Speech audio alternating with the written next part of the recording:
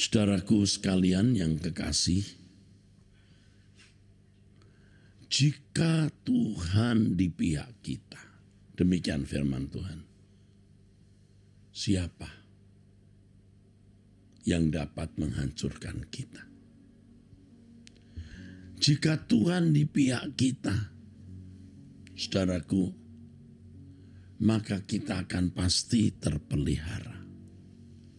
Nah, sekarang masalahnya, apakah benar Tuhan di pihak kita? Saudara, jangan ragukan Allah Bapa yang Maha Baik.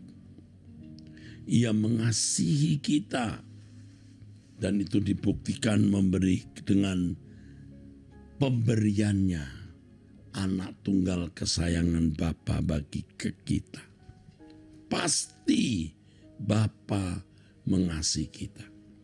Pasti Bapa membela kita. Tetapi layakkah kita dibela oleh Tuhan? Tentu Tuhan tidak akan pernah membela orang yang tidak membela Tuhan. Artinya, saudara, Tuhan tidak akan membela orang-orang yang hanya hidup untuk kepentingan dirinya sendiri dan tidak memperdulikan sesamanya. Tuhan tidak membutuhkan apa-apa sebenarnya karena Dia Maha Kuasa, Maha Kaya, saudara. Tetapi Bapa ingin agar kita melakukan atau memiliki tindakan-tindakan yang menunjukkan pembelaan kita kepada Tuhan. Selama ini saudara mungkin hanya meminta, mohon perlindungan, pemeliharaan, dan pembelaan Tuhan. Tetapi saudara tidak pernah berpikir dengan serius bagaimana kita membela Tuhan. Tentu Tuhan tidak perlu dibela sebenarnya. Tetapi ingat apa yang dikatakan Tuhan di dalam Matius pasal 25. Yaitu apa yang kita perbuat untuk saudara kita yang hina. Mereka yang lemah, mereka yang membutuhkan pertolongan. Itu pembelaan kita kepada Tuhan. Jadi tidak heran kalau di Matius pasal 25 itu Tuhan berfirman, ya, ketika aku lapar, engkau beri aku makan. Ketika aku haus, engkau beri aku minum. Ketika aku bertelanjang, engkau memberikan aku pakaian. Ketika aku dalam penjara, engkau melawat aku, dan seterusnya. Sungguh ini hal yang luar biasa, saudaraku. Kalau Tuhan, ya, mau mengidentifikasi dirinya, ya, dengan orang-orang hina yang membutuhkan pertolongan. Ini berarti kabar baik bahwa perbuatan kita kepada mereka yang membutuhkan pertolongan itu perbuatan yang diperhitungkan bagi Tuhan. Tentu dalam hal ini kita juga harus hati-hati, saudara. Tidak sedikit orang yang menyalahgunakan kebaikan kita atau memanfaatkan kebaikan kita. Saya sendiri kadang-kadang juga bingung ini orang sebenarnya mau apa. Karenanya di gereja yang saya gembalakan ada orang-orang yang bisa dihubungi jika saudara membutuhkan pelayanan. Nah, kalau saudara semua menghubungi saya begitu sibuk dengan banyak tugas, saya tidak bisa melayani satu persatu. Tetapi saya mengerti bahwa menolong saudara yang lemah itu hal yang mutlak harus dilakukan. Karenanya saudara-saudaraku sekalian, saudara harus membuka tangan untuk setiap orang yang Tuhan kirim, yang sering saya sebut Lazarus. Tapi tentu kita harus hati-hati dengan Lazarus palsu. Lazarus yang hanya akan membuat saudara letih, lelah, dan mereka tidak pernah menjadi orang-orang yang terselamatkan karena mereka malas dan hanya memanfaatkan orang lain seperti benalu. Ini simbiosis parasitisme. Roh Kudus akan pimpin kita bagaimana kita mengambil keputusan dan bertindak. Nah, saudaraku sekalian, kita mau menjadi orang-orang yang dibela Tuhan kalau kita membela sesama kita. Ya, Tuhan akan menaruh orang-orang yang kita bela. Dan tentu saja saudaraku, kita tidak perlu gembar-gembor bicara ke kanan atau ke kiri. Kalau kita berbuat sesuatu untuk orang lain, kita tidak perlu, saudaraku sekalian, mesti ya gembar-gembor begitu. Kita melakukan dengan senyap.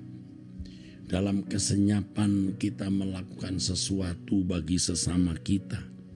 Dan Tuhan menandai, memperhatikan dan mencatatnya. Saudara tahu salah satu ciri dari orang yang benar-benar merindukan pulang ke surga dan bertemu muka dengan Yesus. Orang yang sungguh-sungguh telah menjadi roti yang terpecah dan anggur yang tercurah. Kalau orang belum menjadi roti yang terpecah dan anggur yang tercurah, ia tidak akan memiliki kerinduan pulang ke surga. Dia tidak akan berani bertemu dengan Tuhan. Tetapi orang-orang yang telah menjadi roti yang terpecah, anggur yang tercurah bagi sesamanya, yang termasuk apa yang tadi saya katakan membela Tuhan. Orang yang pasti berkerinduan untuk bertemu dengan Tuhan muka dengan muka. Dan orang-orang yang benar-benar telah menyelesaikan tugas pelayanannya akan menyampaikan kepada Tuhan bahwa tugasnya telah selesai. Bahwa ia telah menyelesaikan tugas yang Bapa berikan. Ya. Dan kerinduan untuk pulang menjadi kuat karena telah berbuat apa yang pantas, yang baik. Ini ciri orang yang sungguh-sungguh, saudaraku, telah menjadi roti yang terpecah, anggur yang tercurah, saudara. Nah, nanti di balik kuburnya Tuhan akan menyambut dan berkata, apa yang kau lakukan untuk saudaraku yang paling hina, saudaramu yang paling hina, itu perbuatanmu kepadaku. Selain itu, saudara, kalau kita sungguh-sungguh dengan tulus membela sesama, menolong sesama, Tuhan pasti bela kita. Berhenti berdoa untuk dibela Tuhan, ya, Tuhan pasti membela. Dan ini menjadi kesukaan hati Tuhan. Ya, ketika ia bisa membela anak-anaknya dan menunjukkan perhatian dan kasihnya kepada orang-orang yang mengasihi dia. Saudara, saya merasa sungguh-sungguh diberkati dengan apa yang saya sampaikan ini. Bukan hanya saudara, saya sendiri merenungkan hal ini, saya diberkati. Banyak bahaya dan ancaman di sekitar kita, tapi kita pasrah berserah kepada Tuhan. Karena Tuhan yang pasti menjadi pembela kita. Sekali lagi, jadilah orang yang layak dibela Tuhan.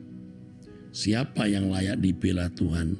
Kalau saudara dan saya membela Tuhan. Dengan cara bagaimana kita membela Tuhan? Memperhatikan orang lemah. Menolong sesama kita. Tidak usah gembar-gembor, tidak usah berteriak-teriak. Tidak usah menyampaikannya ke publik. Ya, kalau publik tahu ya enggak apa-apa. Bukan bermaksud untuk show, tapi kita melakukan ini karena Tuhan dan untuk Tuhan. Bersyukur, saudaraku. Bersyukur kita bisa menolong sesama kita. Bersyukur kita bisa mempersiapkan orang-orang muda untuk menjadi orang-orang yang berguna bagi pekerjaan Tuhan. Ya, mereka tidak akan pernah jadi begal, maling, pencopet, menjadi pekerja seks komersial, tapi mereka menjadi anak-anak Allah yang mengasihi Allah dan menjadi berkat bagi sesama. Puji Tuhan. Inilah pesan Tuhan bagi saudara dan saya hari ini. Nah, saudara, saya sampaikan bahwa hari Kamis ini 1 September 2022 jam 6 sore nanti ada pemberitaan firman yang judulnya Cara Memandang Hidup. Ini bagian 2. Anda bisa hadir on-site, ibu-ibu, kaum wanita, tapi juga tidak menutup orang-orang tua bisa hadir. Ada satu pemberitahuan penting bahwa jam 11 hari Jumat besok itu pertemuan Civitas Akademika STT Ekumene. Ya, jadi semua mahasiswa yang aktif, alumni, karyawan, dosen, yayasan diharapkan untuk bisa hadir.